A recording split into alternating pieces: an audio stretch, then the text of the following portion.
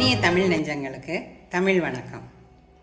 திருக்குறள் அதிகாரம் 4 அரண் வலியுறுத்தல். குறள் 9. அறத்தான் வருவதே இன்பம், மற்றெல்லாம் புறத்த புகழும் இல. அறநெறியில் வாழ்வதன் பயனாக வருவதே இன்பமாகும். அறத்தோடு பொருந்தாமல் வருவன எல்லாம் இன்பம் இல்லாதவை, புகழும் இல்லாதவை. அறத்தான் வருவதே இன்பம், மற்றெல்லாம் புறத்த புகழும் இல. Only that pleasure which follows from virtue is pleasure. All else is suffering and no fame in it. அறத்தான் வருவதே இன்பம், மற்றெல்லாம் புறத்த புகழும் இல. நன்றி, வணக்கம்.